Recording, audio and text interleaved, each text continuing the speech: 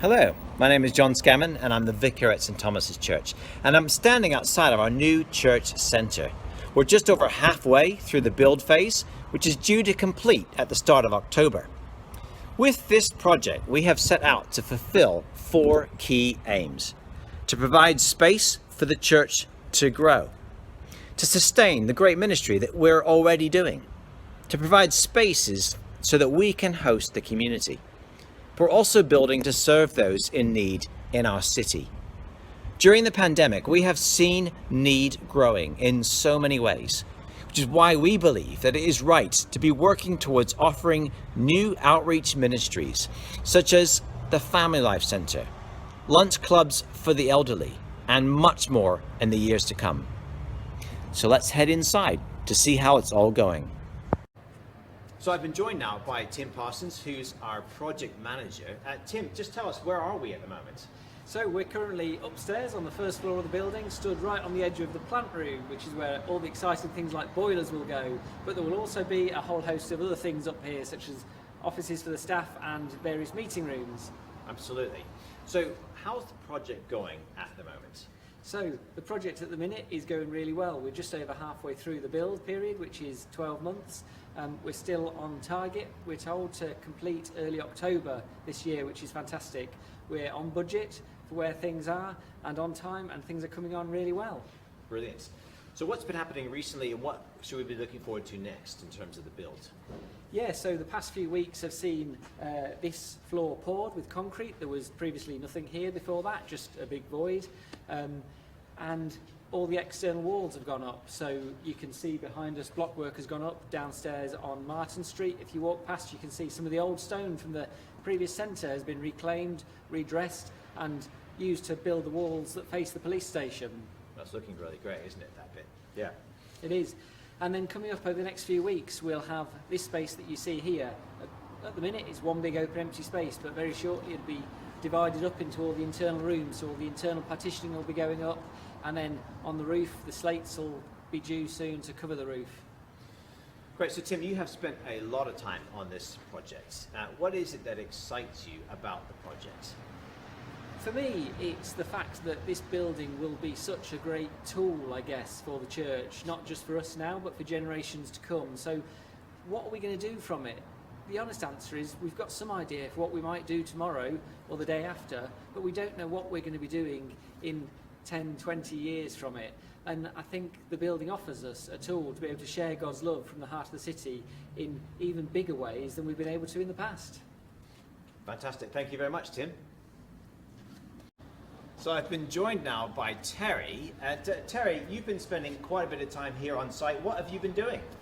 Recording the whole project from start to finish, uploading pictures for the Heart of the City Facebook page, and basically completing a dossier of photos for the church to have a complete record in the future of what's happened on the site. It's going to be an invaluable resource. Thank you for doing that. But you've also been talking to the builders quite a bit. What have you been talking about?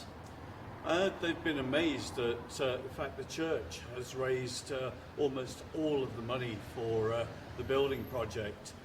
They thought we'd had a lottery grant. I was surprised when we hadn't. And also, they've been talking to me about my faith, what the church means to me, what the building means to me, and what it's going to mean for Lancaster in the future. Fantastic you've been able to have those conversations, and thank you for sharing that with us today. Thanks for all you've been doing. This whole project has been an incredible story of God's faithfulness and the church's generosity. When we started raising money for the project back in 2017, it seemed almost impossible that we could ever get to this point. But now we've raised over £2.4 million so far. And I just want to say thank you to God and to everyone who's played a part in getting us this far. Many of you will be aware that we have already completed phase 1, which included repairs to the spire, to the preschool, and also some essential works to the church, all for a total of £280,000. So what you see behind me now is phase 2 of the project, which includes building the new centre and resurfacing the car park. The estimated total cost for this part of the project is just over £2.5 million. Now, in terms of the total amount pledged so far towards the second phase, the figure stands at just over £2.3 million, which is incredible. This includes £191,000, which has come through applications to grant-making trusts, and just over £32,000, which has been raised through a whole load of just wonderful fundraising events, which have been a lot of fun. But the vast majority of this finance for the project has come from direct giving by church members, who have given so generously over the past 4 years. Throughout the project, giving has consistently exceeded pledges, which I think is remarkable. Now, as the project progresses, we are refining our estimates. This means that we now have a projected shortfall of around £225,000 in additional money that's needed to complete the project. That is amazing. It's still a lot, but it's less than 10% of the Phase 2 costs. In terms of the journey we've been on, that means that we are within touching distance of opening debt-free. Now I want to invite you to give for what I hope is the final time to get the new centre done. Many of you have given so much already, and thank you for that. Many of you are continuing to give according to previous pledges, and we want to say thank you for that commitment as well. Now, last summer, we as a church pledged and gave an additional £435,000 in the middle of a pandemic. It was a miracle of generosity, which meant that we could start this project. But now many of us have finished our previous pledges, so perhaps you could now consider a final one-off lump sum gift now towards the project. Maybe you, like me, have had to cancel some holidays this past year, and you could give something to the project from that.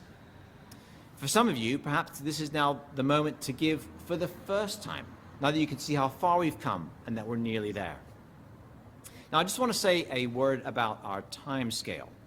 We have some low-cost loans which are lined up with the Diocese of Blackburn and also with Methodist Chapel Aid. Because of the cash flow required to pay the contractor, we'll need to start to draw on those loans in July or maybe in August of this year. It would be wonderful if we didn't have to do that. So if you are in a position to make a one-off gift now or by the end of June, that would be so helpful. And it could mean that we didn't have to draw on those loans. Or it could be that you've already made a pledge over a longer period of time extending into the future.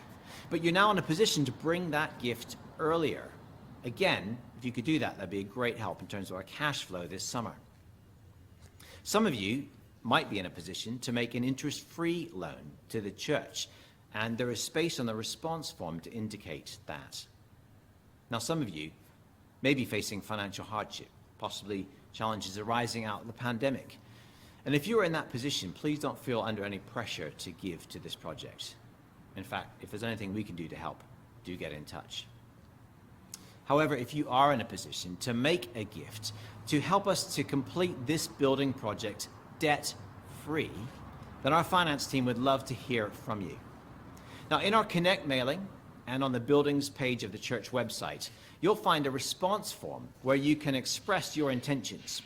We'd love to invite you to fill that form in and return it to our treasurer, Richard Iglesias, on treasurer@st.tees.org.uk, or to send it into the church office, and to do so by the 23rd of May. If you are a UK taxpayer, please consider completing a gift aid form if you haven't done so already, as this enables us to claim back 25 pence on every pound that is given. Almost 2 years ago, as I was praying about this project, I felt that God was saying to me, "See, I have set before you an open door which no one can close." Thanks to your generosity, we are about to walk through that open door. So as I finish now, I just want to give us the opportunity to hear from a few church members who've contributed to the project and why they've done so. Jesus is in the business of transforming people's lives. Isn't that exciting? Jesus is in the business of transforming people's lives. And that is why my family have given to the Heart of the City project, because we want to be part of that transformational work. And we believe that this new building is going to be part of that mission. I really wanted to give to the building project because I do believe in our mission of sharing God's love from the heart of the city, and I think in order to continue to do that we need to have the best facilities to do it. Thanks so much to everyone who's given so heartily and so willfully for this fantastic project. I think it's really, really exciting to see a new building going up for development for the future, and as part of the supporting the youth team, I'm really looking forward to using the second floor for lots of fantastic fun events for all the fantastic youngsters inside our church. I did 10 sponsored walks with my mummy and pet dog Bonnie, and we raised £400 and I walked 20 miles, and my favourite walk is Tarn House. Bye.